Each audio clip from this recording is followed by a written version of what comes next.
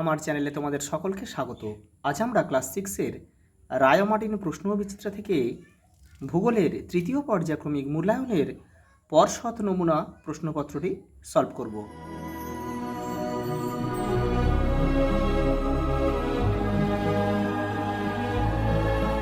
একে দাগে কী দিয়েছে দেখো, ভারতের রেখা মানচিত্রে নিম্নলিখিত বিষয়গুলো উপযুক্ত প্রতীক চিহ্ন সহ বসাও। এগুলো ম্যাপে তোমাদের দেখাতে হবে ভারতের মানচিত্রে এইগুলো কোথায় রয়েছে দেখে নাও। দেখো, এটা হচ্ছে ভারতের ম্যাপ। তোমরা প্রথমে এখানে নাম, রোল, সেকশন সব লিখবে, পেন দিয়ে লিখবে, আর ভিতরটা কিন্তু পেন্সিলে করবে। আমি তোমাদের ভিডিওটা পরিষ্কারভাবে বোঝানোর জন্য কিন্তু আমি পেন দিয়ে করলাম। দেখো প্রথমে কী দিয়েছে, প্রথমে দিয়েছে দেখো কাঞ্চনজঙ্ঘা। কাঞ্চনজঙ্ঘা কোথায় আছে, এ দেখো এই ভারত আর নেপাল সীমান্তে রয়েছে কাঞ্চনজঙ্ঘা। এভাবে করবে, করে ঠিক 1 নাম্বার দেবে, দিয়ে এখান থেকে লিখতে হবে, দাগ নাম্বার দিয়ে কিন্তু নামটা লিখতে হবে। পরে কী দিয়েছে দেখো, করমণ্ডল উপকূল। এই যে এই তামিলনাড়ুর এই দিকটা হচ্ছে করমণ্ডল উপকূল, এই বঙ্গোপসাগরের দিকটা। এখানে কিন্তু বছরে 2বার বৃষ্টিপাত হয়। দেখো পরেটা কী দিয়েছে দেখুন, গঙ্গা নদী। এই যে গঙ্গা নদী দেখো, এই উত্তরাখণ্ডের গোমুখ থেকে উৎপন্ন হয়ে এই দেখো এখান থেকে এসে এখান থেকে বাংলাদেশে প্রবেশ করেছে, আর এখান থেকে পশ্চিমবঙ্গে প্রবেশ করে এই যে বঙ্গোপসাগরে মিশেছে।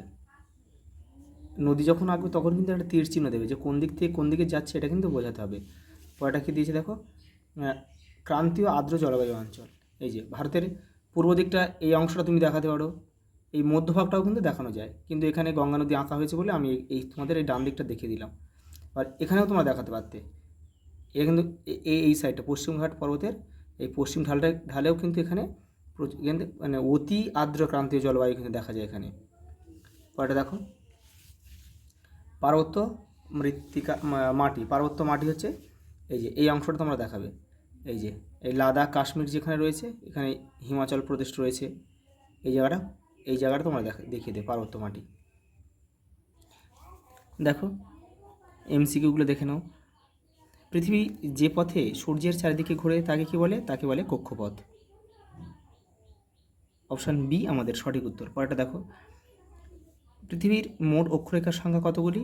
মোট অক্ষরেখার সংখ্যা কিন্তু হবে 179টি, কারণ 2 মেরু প্রান্তে কিন্তু বিন্দু থেকে মিলিত হয়েছে, সেই জন্য এই 2 কিন্তু বাদ যাবে। আর নিরক্ষরেখা একটা রয়েছে, দেখো দুদিকে আছে 90-90 মানে 180, আর নিরক্ষরেখা একটা মানে 181, আর 2 মেরু প্রান্তে বিন্দুতে গিয়ে মিলিত হয়েছে, তাহলে 2 বাদ যাবে।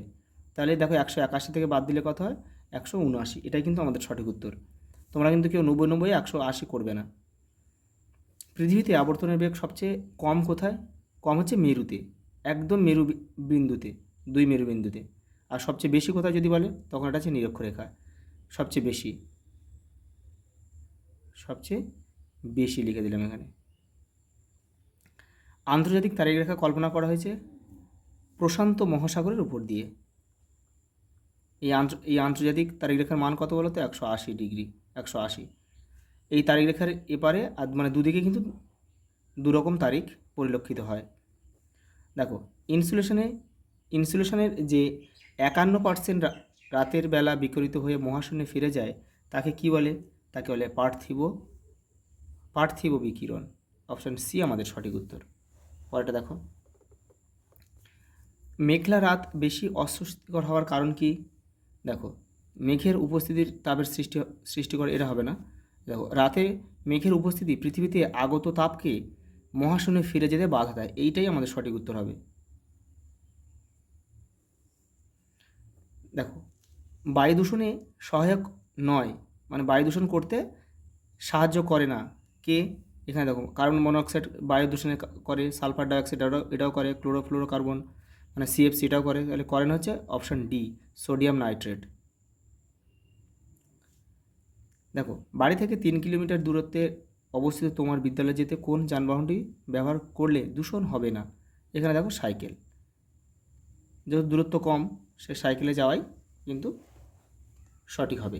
পরেরটা দেখো,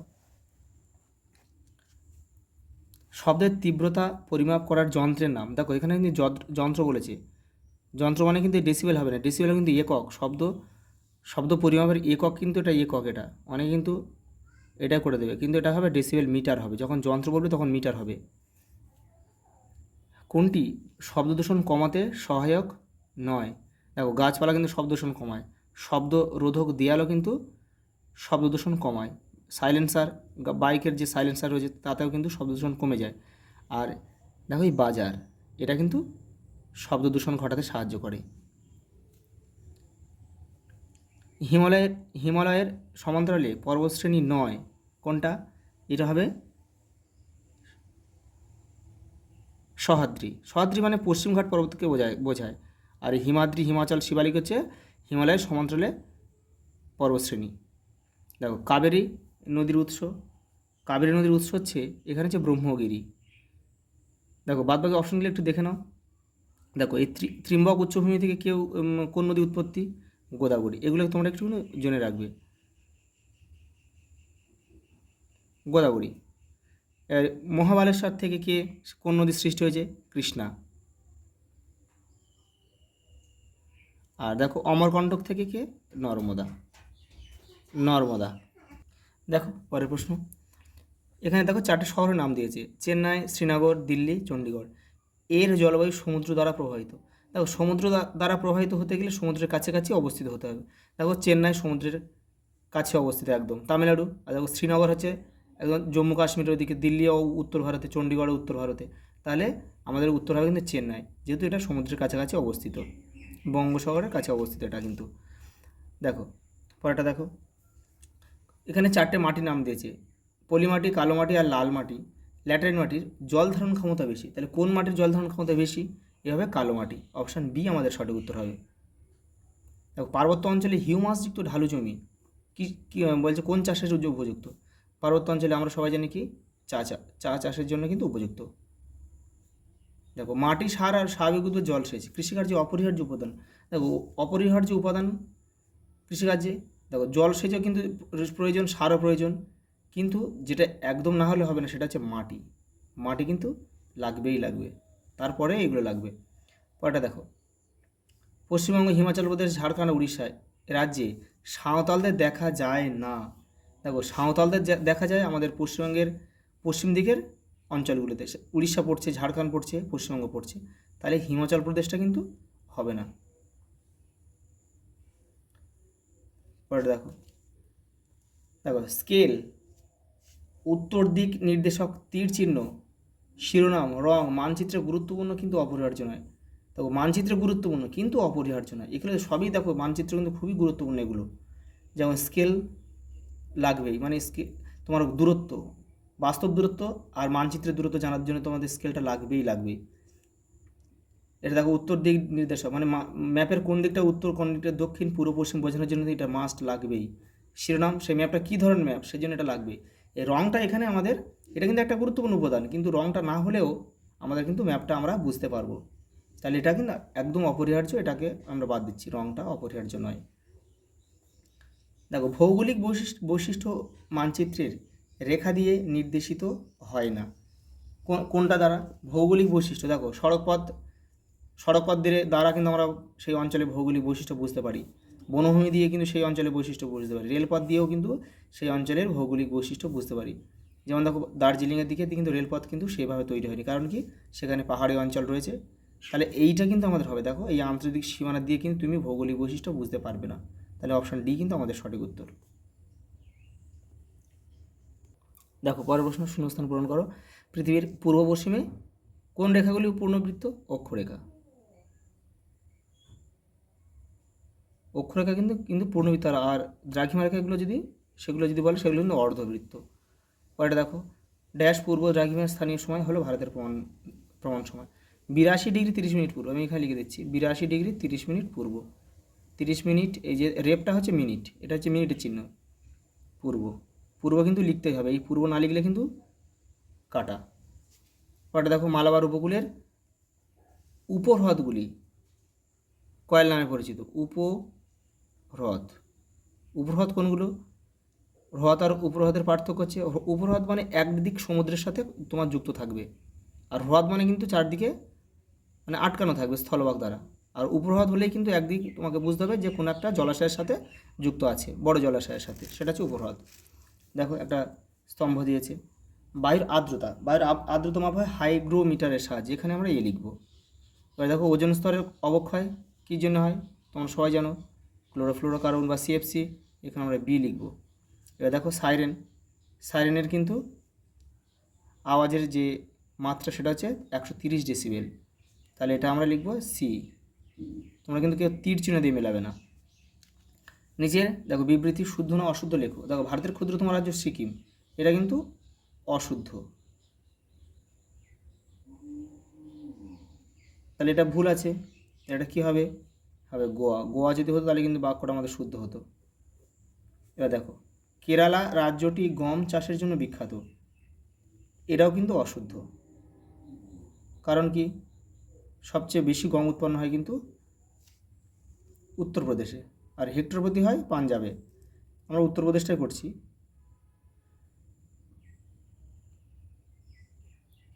পরেরটা দেখো,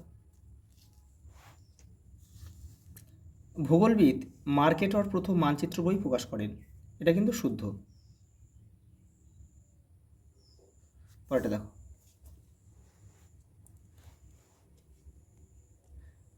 এ মান 1 দিয়েছে। দেখো কিসের ভিত্তিতে পৃথিবীকে 3টি তাপমণ্ডলে ভাগ করা হয়? সূর্যরশ্মির পতন কোণ, সূর্য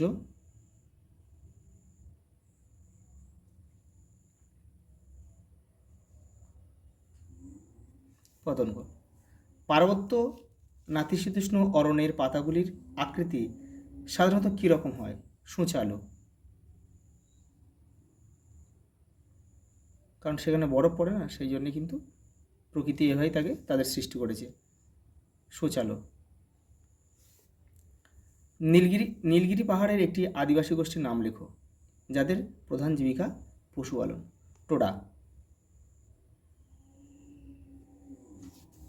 দেখো এবারে মান 2, 3গুলো রয়েছে, দেখে নাও একটু।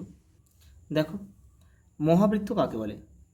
দেখো নিরক্ষরেখাকে কিন্তু মহাবৃত্ত বলে, যেহেতু এটা একদম মাঝ বরাবর দিয়ে গিয়েছে। এখান থেকে তোমরা লিখবে, তোমাদের 23 পেজ রয়েছে তোমাদের বইয়ের, এখান থেকে এই পর্যন্ত লিখবে। এই যে এটাই হচ্ছে কিন্তু মহাবৃত্ত এটা।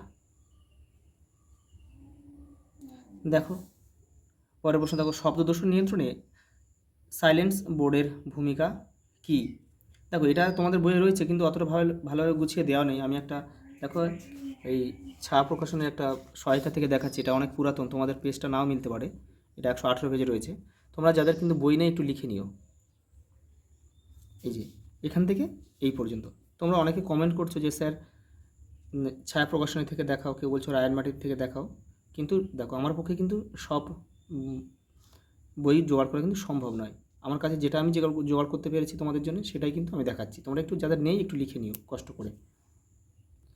পরেরটা দেখো, উপকূল অঞ্চল দেখা যায় ভারতের এমন 4টি রাজ্যের নাম লেখো। দেখো উপকূল মানে বঙ্গোপসাগর আর আরব সাগরের তীরে যেসব জেলাগুলো রয়েছে, এই রাজ্যগুলো রয়েছে সেগুলো দেখে নাও। আমাদের আমি এখানে লিখে দিয়েছি, একটু দেখে নাও। এই দেখো পশ্চিমবঙ্গ, মানে যারা দীঘায় বেড়াতে গিয়েছো তারা কিন্তু যে সাগরটা দেখো সেটা কিন্তু বঙ্গোপসাগর, মানে উপকূল আমরা দেখা যাচ্ছে। তা উড়িষ্যা পুরীতে যারা বেড়াতে গিয়েছো তারা নিশ্চয়ই বুঝবে, সেগুলো সব কিন্তু উপকূল। এই অন্ধ্রপ্রদেশ, তারপর দেখো তামিলনাড়ু, কেরল, গোয়া, তারপরে মহারাষ্ট্র লেখা যায়, গুজরাট লেখা যায়। দেখো চেঞ্চু উপজাতি ভারতের কোন রাজ্যে বসবাস করে? চেঞ্চুরা বাস করেছে অন্ধ্রপ্রদেশে। অন্ধ্রপ্রদেশ। এদের প্রধান জীবিকা কি? এদের প্রধান জীবিকা হচ্ছে শিকার ও ফলমূল সংগ্রহ।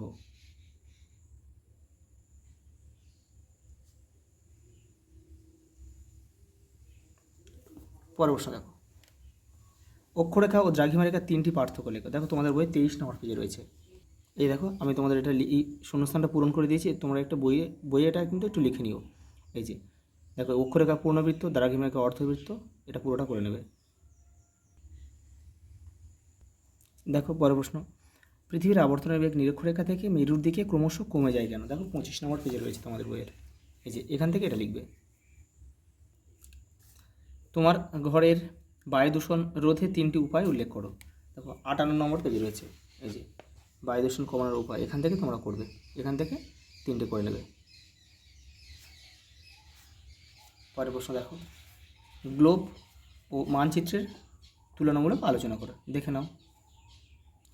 দেখো এটা ছায়া প্রকাশনী 211 নম্বর পেজে রয়েছে। এখান থেকে তোমরা একটু লিখে নিও। সূর্যের তাপে বায়ুমণ্ডল সরাসরি উত্তপ্ত হয় না। কী কী পদ্ধতিতে এই বায়ুমণ্ডল উত্তপ্ত হয় যুক্তি সহকারে ব্যাখ্যা করো। তোমাদের বই দেখো 46 নম্বর পেজে রয়েছে। এই যে বায়ুমণ্ডল কীভাবে উত্তপ্ত হয়, দেখো এখানে আছে বিকিরণ রয়েছে, এপারে আছে পরিবহন রয়েছে।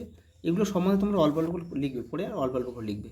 এপারে রয়েছে দেখো, এপারে রয়েছে তোমার পরিবহন রয়েছে, এই যে এই পর্যন্ত পরিচলন রয়েছে, পরিবহন আর পরিচলন।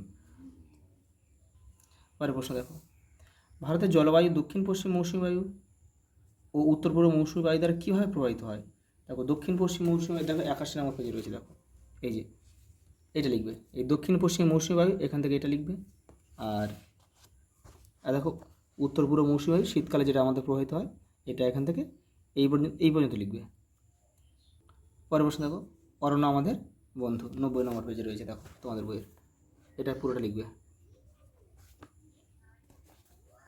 দেখো লাস্ট প্রশ্ন কী দিয়েছে দেখো, যে কোনো একটি কৃষিজ ফসল উৎপাদনের ক্ষেত্রে কৃষিকাজে প্রয়োজনীয় উপাদান যে কোনো 5টি ভূমিকা সংক্ষেপে ব্যাখ্যা করে। এটা তোমাদের বইয়ের 95-96 পেজে রয়েছে। তোমরা যে কোনো একটা উদ্ভিদ চাষবাস নিয়ে করতে পারো, ফসল নিয়ে। দেখে নাও। এই দেখো ধান, গম, জোয়ার, বাজরা, তোমরা এখান থেকে ধান বা গম যে কোনো একটা লিখবে। এগুলো কিন্তু সব লিখতে হবে, এই ডান দিকেরগুলো। আজ এই পর্যন্ত, দেখা হবে পরের ভিডিওতে।